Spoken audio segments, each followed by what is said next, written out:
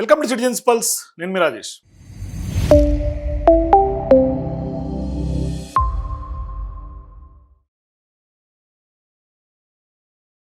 రేవంత్ రెడ్డి ప్రభుత్వానికి ఇవాళ హైకోర్టులో భారీ ఎత్తున చుక్కెదురైంది, ఎదురుదెబ్బ తగిలిందని చెప్పాలి. మరి ఈ విజయం ఖచ్చితంగా రైతుల విజయంగా కూడా దీన్ని స్పష్టంగా చెప్పొచ్చు.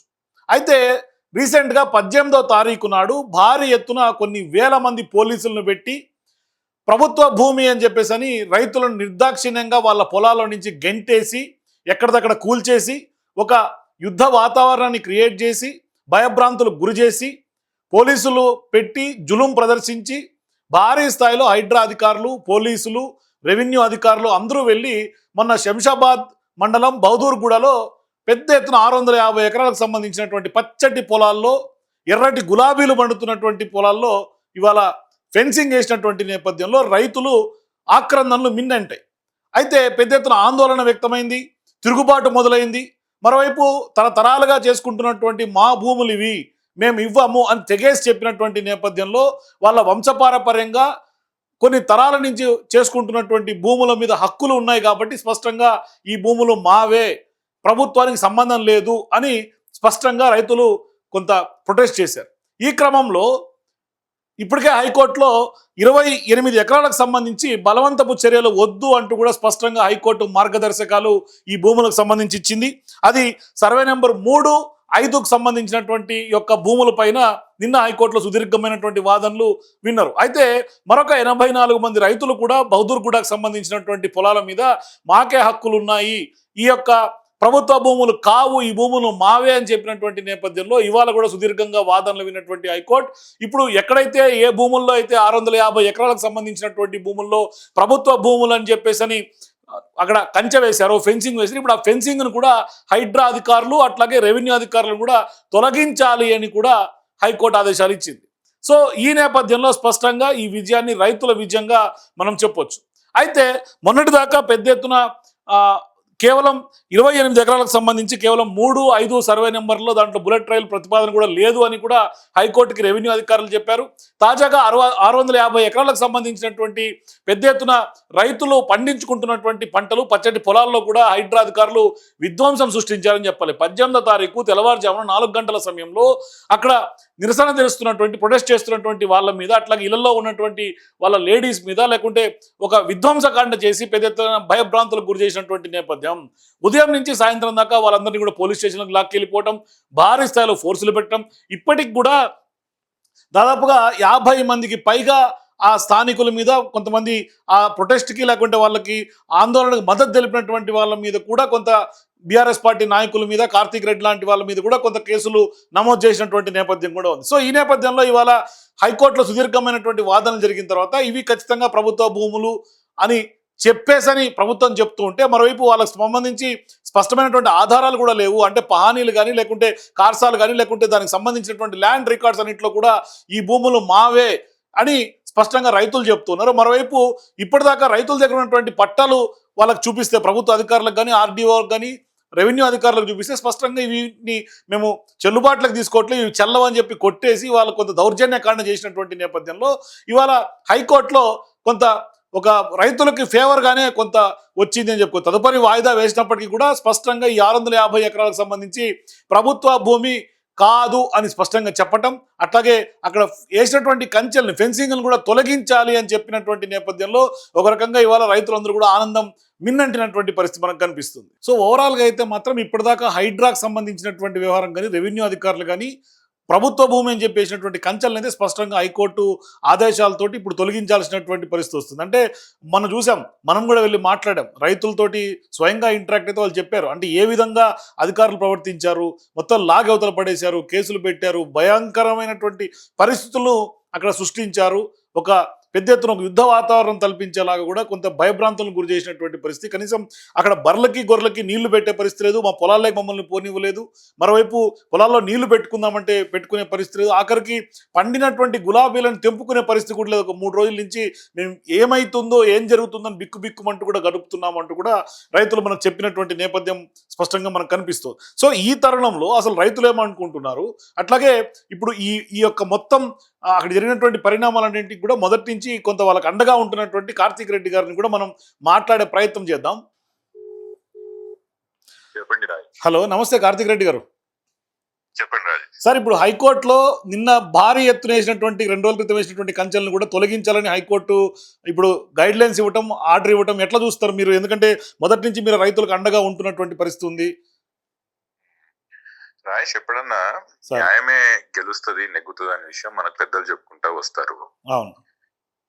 టెంపరీగా చేతుల్లో కట్టుంది కదా, పోలీస్ అధికారులు ఉన్నారు కదా, మా చేతిలో అధికారం ఉంది కదా అని చెప్పి మీరు టెంపరీగా మీరు ఏదైతే బహదూర్గూడ గ్రామంలో కంచెలేయగలిగినారో, గ్రామస్తులను ఏదైతే ఇబ్బంది పెట్టగలిగినారో, అది ఈ రోజు హైకోర్టులో న్యాయం మా తరఫున ఉంది అనేది రుజువైంది. న్యాయమూర్తి విజయసేన్ రెడ్డి గారు నిన్న ఏదైతే ఆర్డర్ ఇచ్చారో 28 ఎకరాలకు గాను, ఈ రోజు మిగతా సర్వే నంబర్లు అన్నిటికీ కూడా సుమారు 650 ఎకరాలు ఉన్న సుమారు అంత భూమి మీద ఉన్న సర్వే నంబర్లకు కూడా ఈరోజు సిమిలర్ ఆర్డర్ విజయసేన్ రెడ్డి గారు ఇవ్వడం జరిగింది. అంటే ఇప్పుడు సమాధానం రాజేష్, ఇప్పుడు హైడ్రా కమిషనర్ ఇస్తాడా తప్పు చేశారని? కలెక్టర్ గారు ఇస్తారా తప్పు చేశా? ముఖ్యమంత్రి గారు ఇస్తారా? తప్పు జరిగిందనే విషయం మేము ఆ రోజు నుంచి చెప్తున్నాం. నేను గ్రామంలో కూడా ఆ రోజు చెప్పా, ఏ చేతులు అయితే కంచెలు వేసాయో అదే చేతులతో కంచెలు తీస్తా అని కూడా చెప్పాను నేను ఆ రోజు. ఇప్పుడు అదే జరుగుతుందిగా, కోర్టులోనే తేల్చుకుంటామని కూడా చెప్పారు మీరు ఆ రోజు. ఎస్, కోర్టులోనే తేల్చుకుందాం అని చెప్పాను. ఎందుకంటే న్యాయం మా తరఫున ఉందని నాకు తెలుసు రాజు. జస్ట్ కోర్టుల స్టేటస్ కో ఉండంగా కూడా what gives them the super constitutional authority to take decision as such. 2 రోజుల నుంచి కోర్టు మీరు గమనిస్తే హైకోర్టు పదే పదే హైడ్రానే గానీ గవర్నమెంట్ నే గానీ ఏం అడుగుతుంది? ఎవరు మీరు అసలు? యువర్ హ్యాబిచువల్ ఒఫెండర్ అని చెప్పి కమెంట్ చేసే సిగ్గునదా ఇలా అంటున్నా నేను. హ్యాబిచువల్ ఒఫెండర్ ఎవరిని అంటారు రాజేష్? పిక్ పాకెట్ కొట్టేళ్ళు వాళ్ళ హ్యాబిచువల్ ఒఫెండర్స్ అంటారు. అంత మాట అనిపించుకోవాల్సిన అవసరం ఉన్నదా అధికారులకి? కానీ కాదు కార్తీక్, ఇక్కడ హైడ్రా రంగనాథ్ గారిని లేదంటే అధికారులను కూడా కొంత ప్రలోభ పెట్టి వాళ్ళని ముందు కుసిగొలిపి ఈ విధంగా చేస్తున్నటువంటి రేవంత్ రెడ్డి గారి ప్రభుత్వాన్ని మనం ఎట్లా సమర్థించాల్సినటువంటి అవసరం ఈ సందర్భంగా? రాజేష్, నేను ఈ విషయం పదే పదే చాలా సార్లు నా పబ్లిక్ స్పీచెస్ లో నేను చెప్పాను. ఏంటి, అధికారులకు అందరికి కూడా నేను హెచ్చరిస్తున్నా, మీరు తప్పు చేస్తున్నారు, చేయించబడుతున్నారు. ఎవరో ఏదో చెప్పారని మీరు వాళ్ళ మాటల్లో వచ్చి మీరు ఒకవేళ ఇటు తప్పు చేస్తే రేపు ఇబ్బంది పడేది మీరే అని చెప్పి నేను చాలా సార్లు చెప్పాను కూడా. మళ్ళీ చెప్తున్నా, follow the rule of law. మేము గవర్నమెంట్ ల్యాండ్ మీరు తీసుకోండి, చెరువులను మీరు తీసుకోవద్దని మేమేం అనట్లా. కానీ ఇది సెలెక్టివ్ జస్టిస్ కూడా సెలెక్టివ్ యాక్షన్ ఏదైతే చేపడుతున్నారో జస్టిస్ ఏం లేదు దీంట్లో రాజేష్. ఎప్పుడైతే సల్కం చెరువే అసలు చెరువే పిటిషన్ వీళ్ళు గవర్నమెంట్ మన కోర్టులు వేసినప్పుడు అక్కడే చచ్చిపోయింది హైడ్రా, అక్కడే చచ్చిపోయింది వీళ్ళ నిజాయితీ. ఇప్పుడు ఏం చెప్తారు వీళ్ళు? బహదూర్ కూడా ప్రాపర్టీలో ఎవరన్నా కబ్జాదారులు ఉన్నాడా? ఏదైనా గవర్నమెంట్ ల్యాండ్ ఉందా? చెరువు ఉందా? Who gave you the authority to take that land into your possession?